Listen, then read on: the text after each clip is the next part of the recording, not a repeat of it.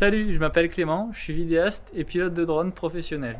Aujourd'hui, à travers cette série de vidéos, je vais te proposer de monter ce drone FPV. Je vais te montrer comment je monte le drone en détail de A à Z, depuis la frame jusqu'au premier vol.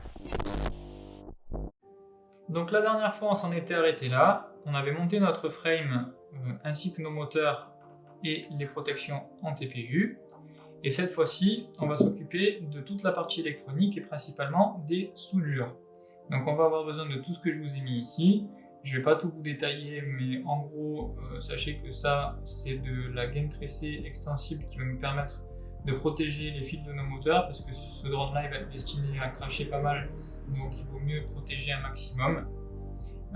Et on va commencer tout de suite par calibrer l'accéléromètre de notre stack sur l'ordinateur. C'est parti. Donc nous voici dans Betaflight. Je vous mettrai le lien pour le télécharger et l'installer si ce n'est pas déjà fait dans la description de la vidéo. Et donc ce qu'on va commencer par faire, ça va être donc de calibrer notre accéléromètre. Hop. Donc je vous montrerai après ce qu'il y a à l'intérieur de la boîte puisqu'on va s'en servir. Donc nous, ce qui va nous intéresser, ça va être donc de mettre bien à plat la stack. Si vous avez que la FC, c'est pareil. Le but, c'est que ce soit le plus à plat possible. Et puis la calibration pourra se faire dans tous les cas. On pourra la refaire après, mais là, il faut donc la faire avant toute soudure pour vérifier que tout fonctionne déjà. Donc là, on a un premier petit avertissement. C'est juste que comme on n'a rien mis et que l'accéléromètre n'a jamais été paramétré, c'est normal. Hop, on a simplement, alors je vais juste faire en sorte d'être le plus droit possible, calibrer l'accéléromètre.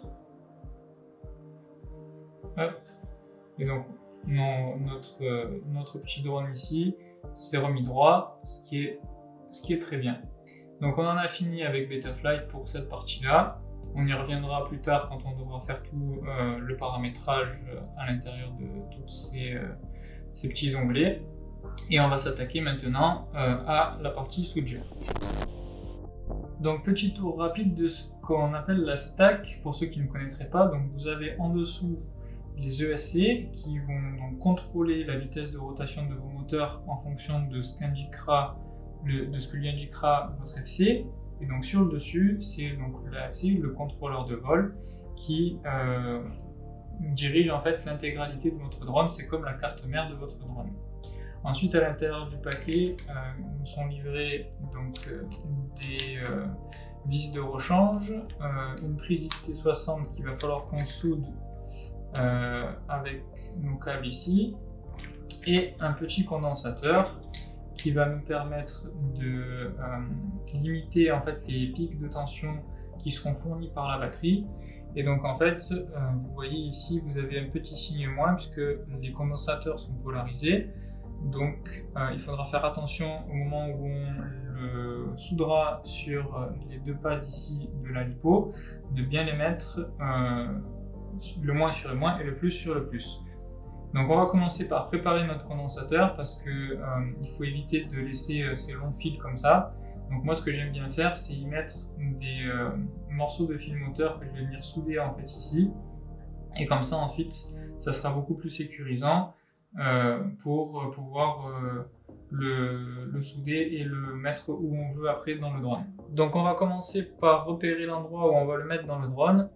Donc moi j'ai prévu de le mettre au-dessus du Cadix avec un petit print en TPU ici que j'ai fait faire par un ami, mais c'est absolument pas obligatoire. Vous pouvez très bien le mettre dans de la gaine thermo et le caler entre les deux ici. J'ai un drone sur lequel c'est fait comme ça et ça fonctionne très bien.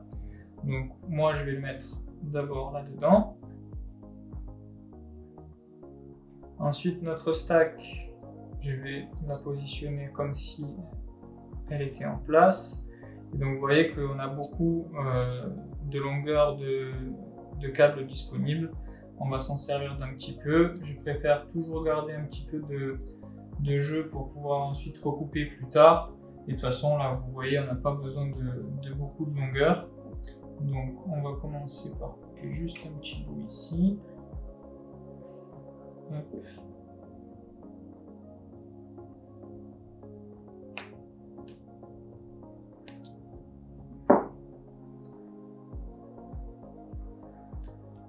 Voilà, donc tout ça on n'en a plus besoin.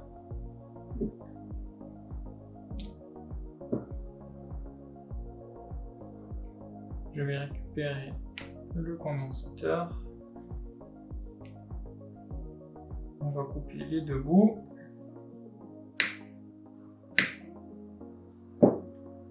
Voilà, donc il faut garder juste deux petits bouts pour pouvoir souder dessus nos fils. On dénude les câbles.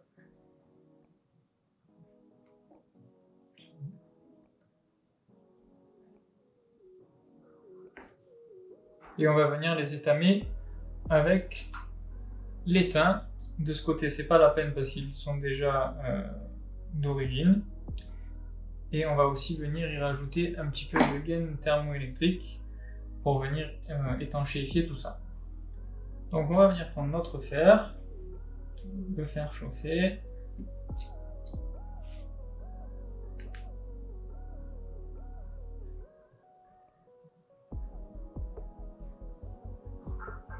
J'aime bien prendre de la pâte à fixe parce que quand on n'a pas 3 bras, c'est compliqué.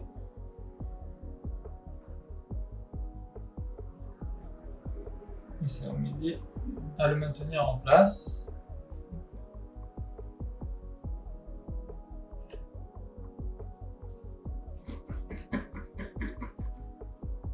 Donc pour la soudure, il n'y a rien de très compliqué.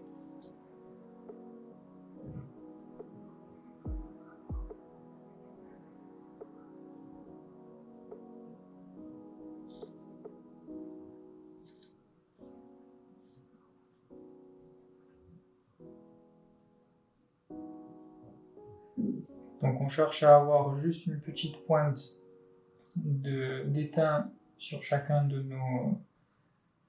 nos pôles pour qu'ensuite on puisse venir y mettre nos fils et les souder directement dessus. Donc on va faire la même chose avec les fils.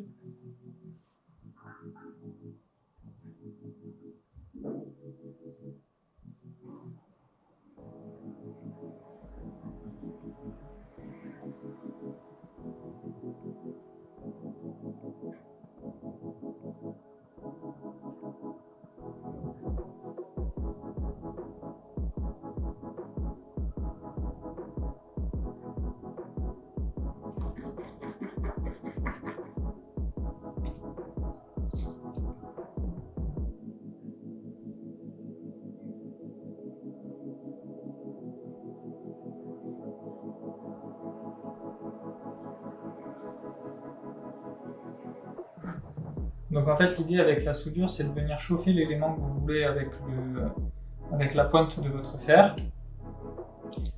Toujours y mettre un petit peu d'étain sur la pointe pour faciliter en fait le contact entre l'élément que vous allez souder et le fer et la conduction de chaleur. Et donc en fait vous allez simplement venir chauffer le câble en l'occurrence ici et venir y rajouter un peu d'étain. Il va venir couler et ça va venir en fait vous faire une petite boue ici qui va nous servir en fait à faire notre soudure ensuite ici. Donc maintenant on va venir prendre notre condensateur et y souder nos fils dessus.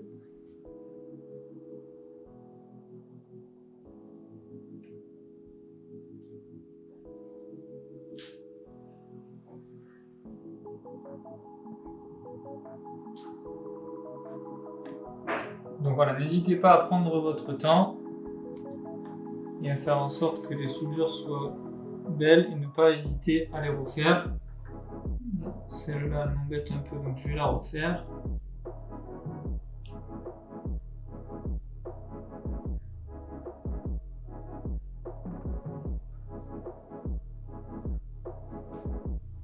Et celle-là pareil.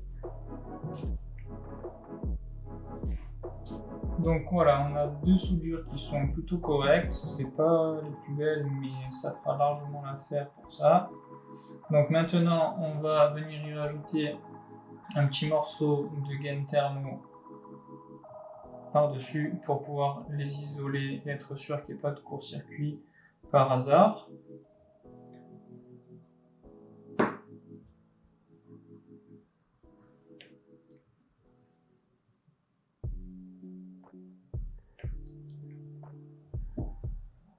Donc on n'en a pas besoin d'une tonne.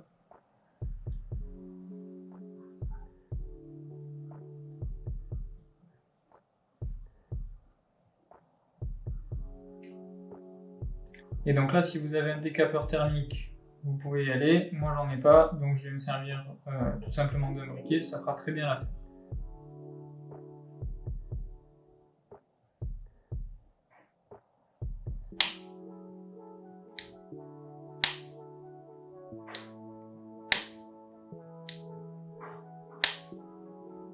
Voilà, le but c'est vraiment juste de venir les faire prendre autour de la soudure pour pouvoir l'isoler. Donc voilà, on a fini déjà la préparation de notre condensateur. Et on va passer maintenant à la préparation de l'XT60.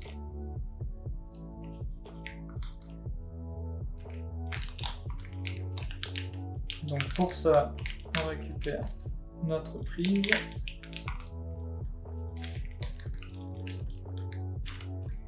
Et on va venir répéter le même type d'opération. On va venir remplir d'étain nos deux pads. Et là, ils sont déjà étamés, donc c'est très bien. On n'aura plus qu'à venir les positionner en faisant bien attention. Alors là, je vois qu'il n'y a pas le pôle plus. Ah si, c'est là. Le pôle plus et le pôle moins. Donc, pour pas vous embrouiller, le pôle plus, c'est le rouge. Et le pôle moins, c'est le noir. Hop. Et ensuite, il faudra faire la même chose sur notre pad lipo ici. Mais ça, on s'en occupera juste après. Donc c'est reparti. On va remettre un peu d'étain sur le bout du fer.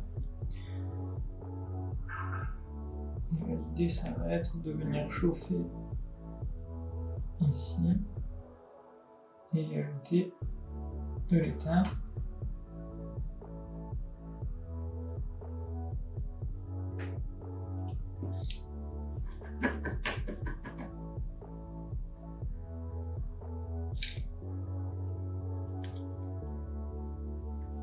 On met une bonne quantité histoire d'être sûr que ça prenne bien.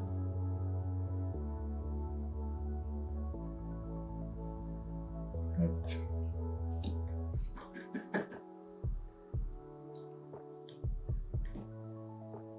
Donc c'est le pôle moins. On va y mettre notre câble moins.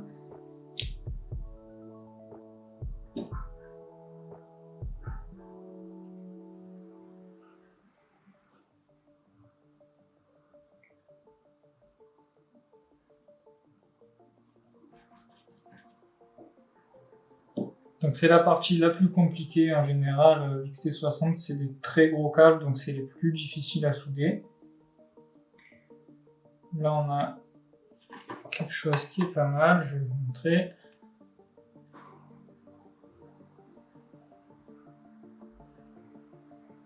Donc on va faire la même chose avec l'autre et ensuite on sera bon.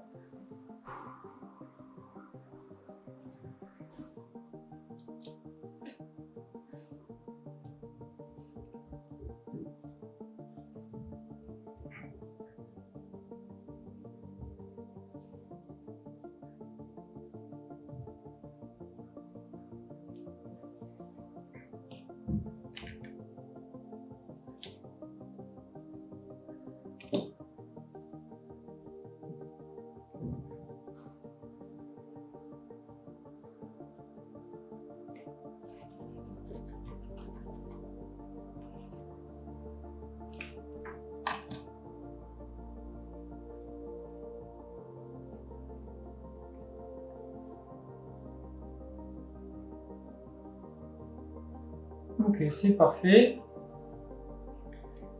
Donc on a notre XT60 de soudé. On va pouvoir y venir y mettre le petit clip.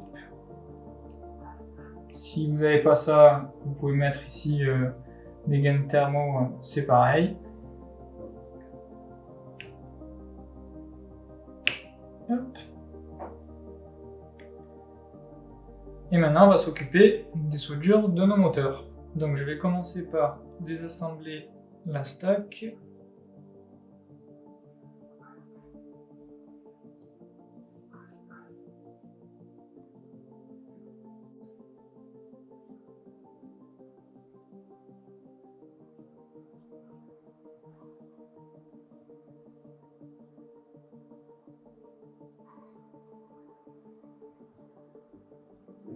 Faites bien attention à garder vos fils qui sont, si jamais vous avez une stack, vos fils sont raccordés d'une certaine manière. Donc il faut bien que la partie FC reste sur la partie FC et la partie USC reste sur la partie USC. Donc hop, moi je le débranche, je sais que ça c'est ma partie ESC et je vais venir rebrancher tout de suite sur la FC. Hop, voilà. Pour être sûr de ne pas me tromper, puisqu'en fait, en gros, chaque fil a une fonction définie par rapport aux ESC, et donc il vaut mieux pas faire de bêtises par rapport à ça. Donc maintenant que j'ai désassemblé ma stack, je suis venu mettre des petits morceaux de pâte à fixe aux quatre coins. J'ai aussi pris soin d'enlever les petits gummies en caoutchouc. Le but ici, ça va être de faire attention à pas toucher les composants électroniques. Si ça touche, c'est pas bien grave, mais moi je préfère éviter parce qu'en fait, quand on va chauffer avec le fer, ça va ramollir la pâte à fixe et ça va laisser des petites traces comme ici. Donc c'est pas gênant, mais moi je préfère éviter si je peux éviter.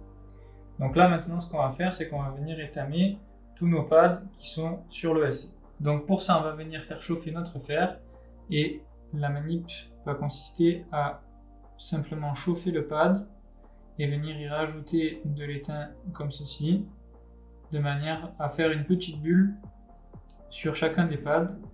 Donc pour les pads moteur qui sont les 12 pads qui sont là, il n'y en a pas besoin forcément d'énormément.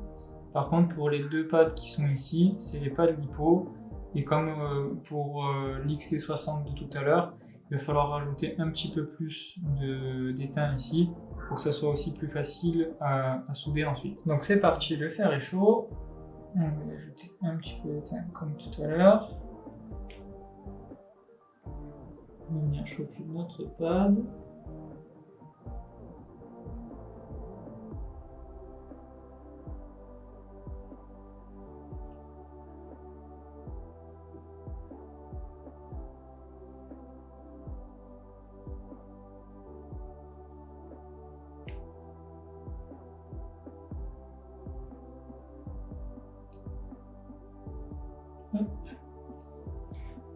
On a une jolie petite bulle. C'est parfait. On va continuer et faire pareil sur tous les autres.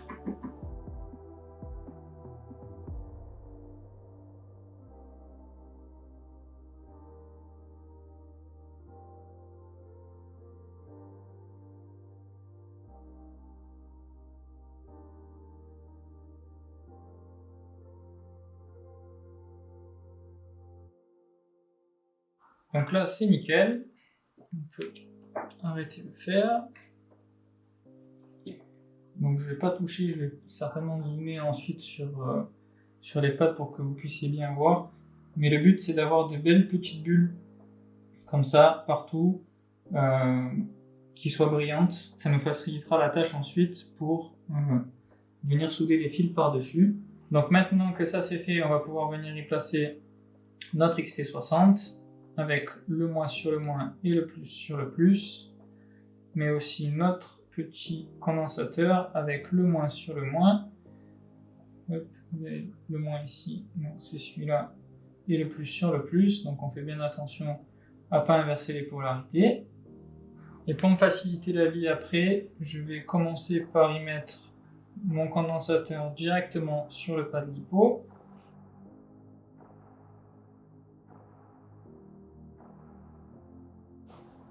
Et je vais venir y rajouter tout de suite mon XT60. Donc moi je veux qu'elle parte dans ce sens-là.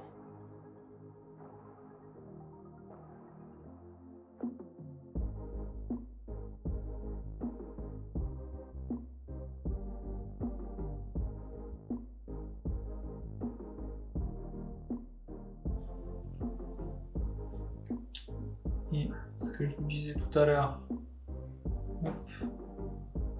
Donc on en a quand même un petit peu, mais quand ça va refroidir, ça sera mieux. On a beaucoup d'étain là de ce côté, je vais peut-être... je vous montre. On a quand même pas mal de pâte à fixe qui s'est décalé un petit peu, mais bon, c'est pas trop grave quand ça va refroidir, on va pouvoir l'enlever facilement. Là, il y a beaucoup d'étain qui dépassent en dessous, je vais peut-être en enlever un petit peu. Voilà, donc j'ai pris le temps de tout nettoyer et de remettre les petits caoutchoucs en place. Donc on en a terminé avec ça. Maintenant, on va le mettre de côté et on va s'attaquer à la partie préparation du RX.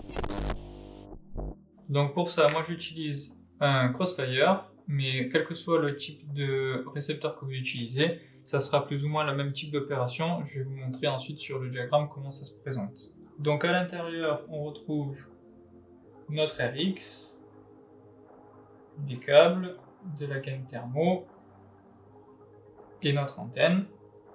Et donc maintenant, je vais vous montrer sur l'ordinateur comment on va câbler tout ça. Donc vous voyez ici sur l'écran le RX, le TX, le 5V et le ground qu'on va retrouver donc ici, le RX, le TX, le 5V et le ground. Et on va retrouver la même chose sur notre FC, TX, RX, 5V et ground, en sachant que les TX et RX sont inversés en fonction de l'endroit où ils se positionnent. C'est-à-dire que ici vous avez votre RX, ça va être le TX sur la FC, le TX sur le Crossfire, ça va être le RX sur la FC, et ensuite le 5V et le ground, il ne bouge pas, 5V et ground. Donc comme tout à l'heure, on va commencer par étamer tous nos pads.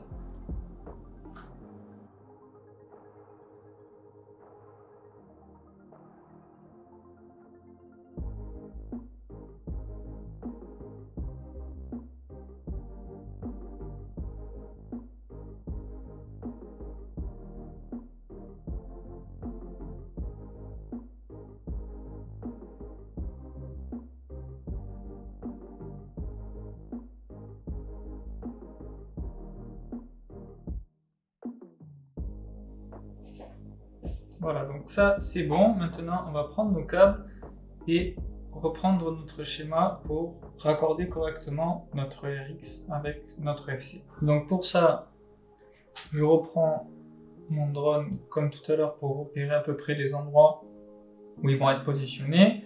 Donc ma FC elle va être ici et mon RX il sera positionné par là. Voilà, donc je vais prendre quand même un petit peu plus de longueur.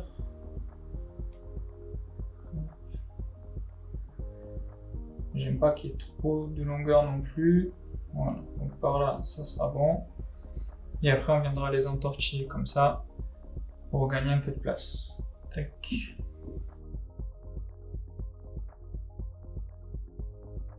Donc on va venir, comme tout à l'heure, dénuder chacun de nos câbles. On les entortille au bout avant de les étamer.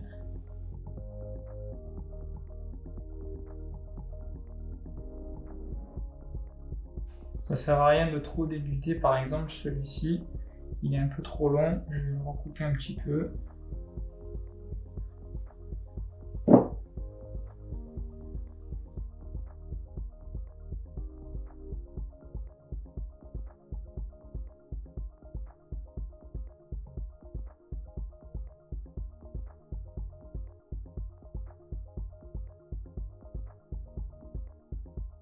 Et donc en reprenant notre schéma de tout à l'heure, on va venir souder les câbles dans les bonnes couleurs pour ne pas se tromper ensuite. À l'exception du vert que j'ai pas ici, ce sera donc le blanc.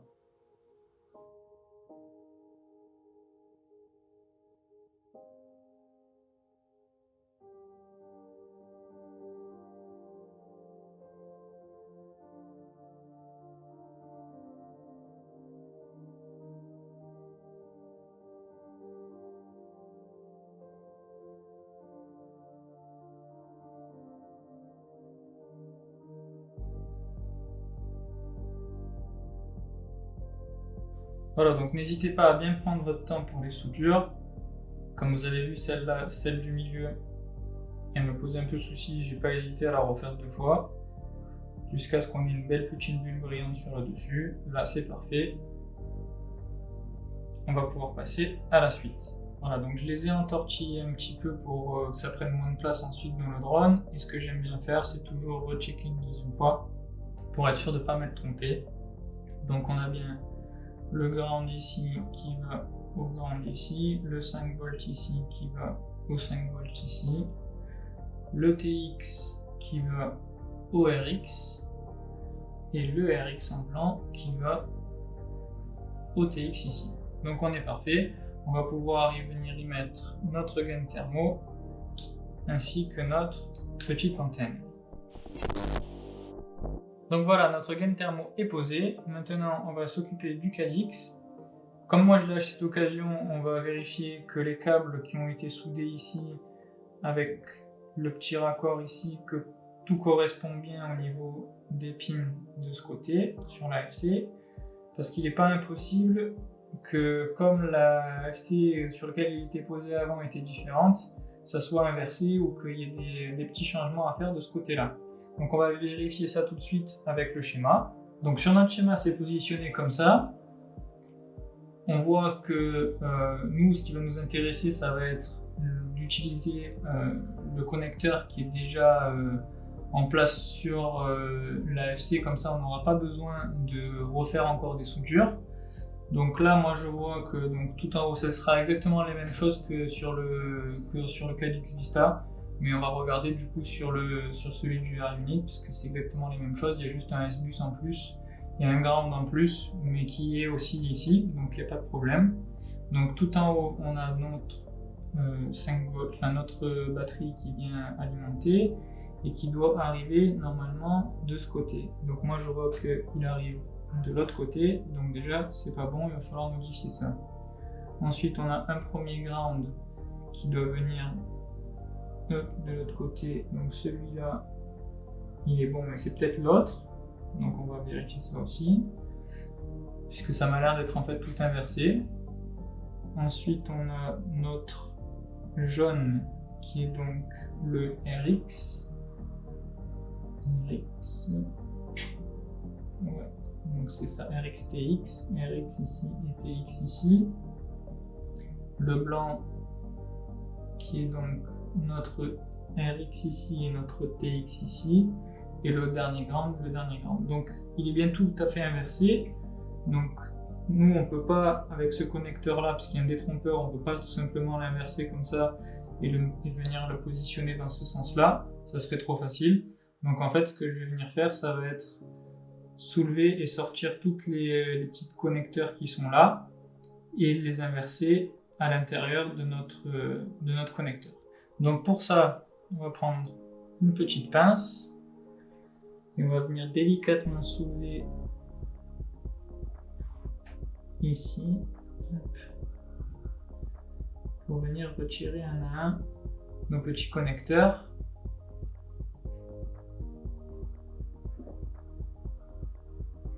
On va tous les sortir et ensuite on les remettra en place correctement.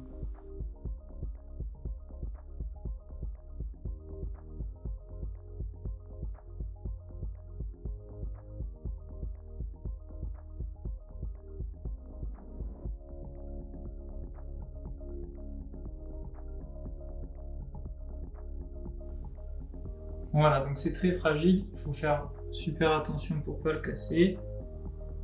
Ensuite, on va venir remettre en place les différents petits pins pour que quand on les remette, ils viennent s'accrocher directement à l'intérieur du connecteur. Ok, donc maintenant on va revérifier dans quel sens on met.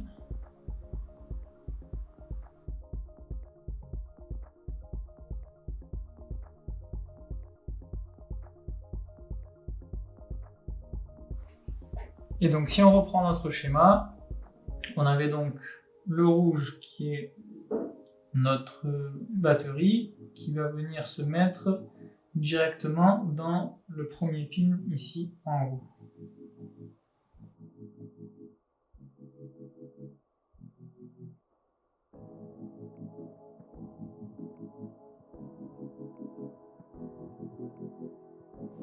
Et on va faire la même chose pour tous les autres. Voilà, donc on vérifie.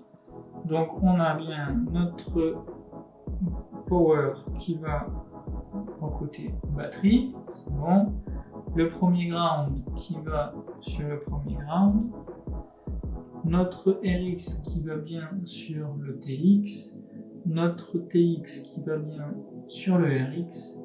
Et le dernier ground qui va bien sur le dernier ground. Et ensuite il y avait un US bus, mais ça si on ne se sert pas de la télécommande DJI, on n'en a pas besoin, ce qui n'est pas mon cas vu que j'ai mis un Crossfire. Donc on est bon pour ça, et on en a fini pour la préparation de l'électronique. Donc avant de passer au montage final, pensez toujours à bien vérifier à la fois vos soudures, mais aussi à ce qu'il n'y ait pas d'étain qui soit venu malencontreusement se positionner quelque part sur votre FC ou sur vos ESC. Donc moi sur le ESC, je n'aurai pas trop de problèmes parce que j'ai cette petite protection. Mais pour la FC, on ne sait jamais, quand on fait la soudure, vous voyez, il y a des petits morceaux d'étain qui sont venus sauter un petit peu comme ça partout. Donc pour être sûr de ne pas avoir de problème de faire de court-circuit et qu'il y ait tout qui crame, je préfère toujours venir y remettre un coup de brosse à dents pour enlever tous les petits morceaux qui seraient éventuellement mis quelque part.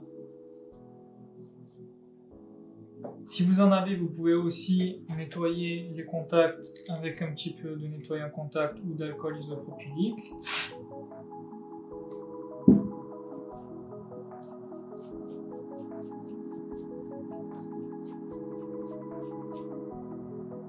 Et maintenant, il ne nous reste plus qu'à tout assembler.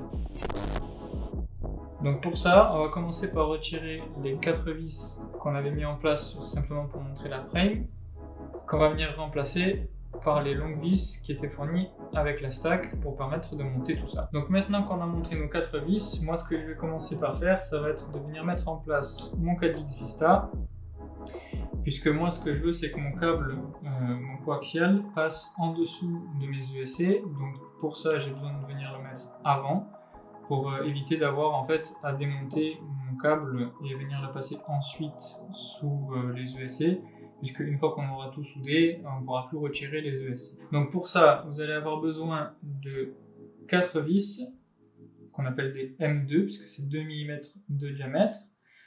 Et soit vous avez comme moi un petit print en TPU comme ça que vous allez pouvoir venir mettre par-dessus et qui vous servira en fait d'écrou, soit vous n'en avez pas et vous avez la possibilité de prendre des petits écrous comme ça de 2 mm qui vont avec.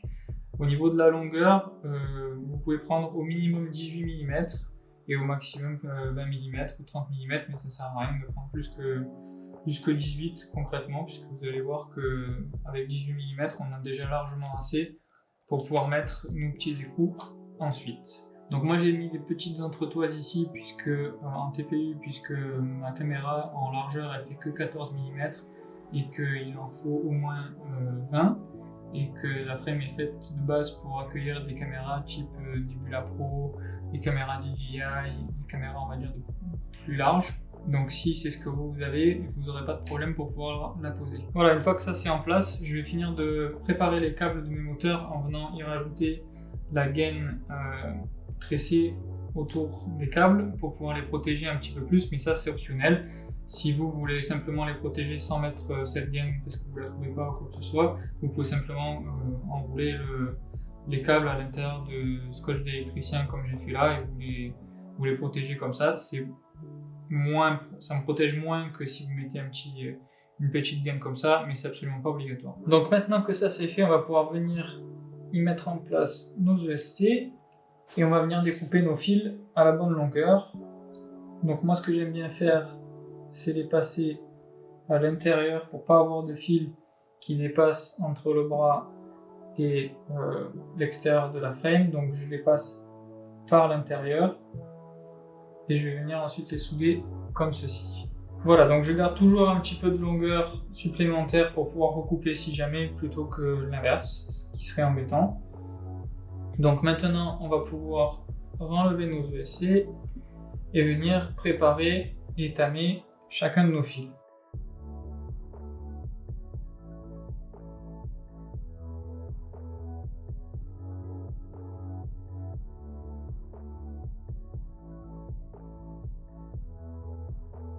Donc voilà, j'essaye de pas trop dénuder les fils. L'idéal c'est tels qu'ils sont à l'origine. Donc je sais pas si vous allez pouvoir voir correctement. C'est un demi-centimètre. Pas plus, ça suffit. Donc maintenant on va venir étamer nos fils, comme on a fait la dernière fois.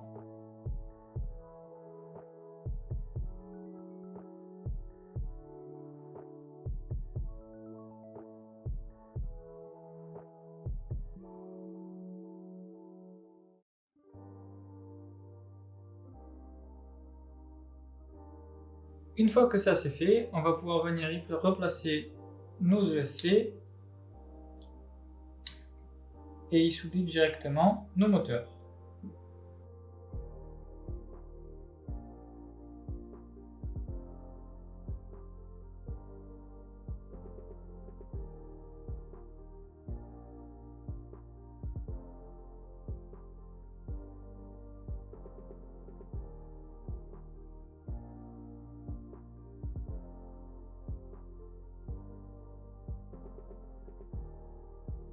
Donc voilà, nos moteurs sont soudés. Maintenant, il ne reste plus qu'à assembler l'intégralité du drone et faire les petites finitions.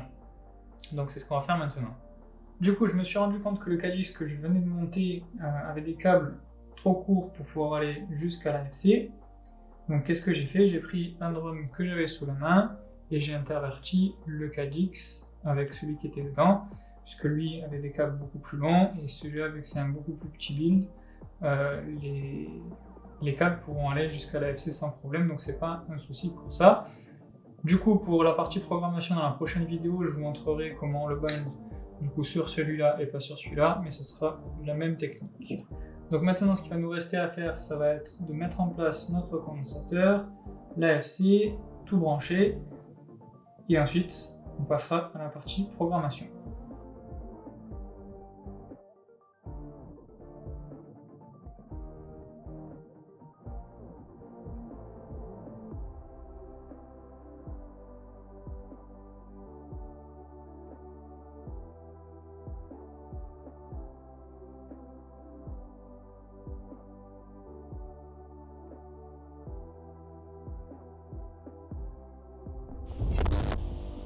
Voilà, c'est la fin de cette deuxième partie. Dans la prochaine vidéo, on verra tous les réglages dans Betaflight et on ira faire le premier vol. Donc si la vidéo vous a plu et que ça vous intéresse, n'hésitez pas à vous abonner et liker cette vidéo. Si vous avez des questions, vous pouvez les poser directement dans les commentaires ou m'envoyer un message sur Instagram. Mon compte dédié au drone, c'est RoyalBirdFPV. Vous pouvez également voir la suite du montage directement dans la playlist dédiée et moi je vous dis à la prochaine.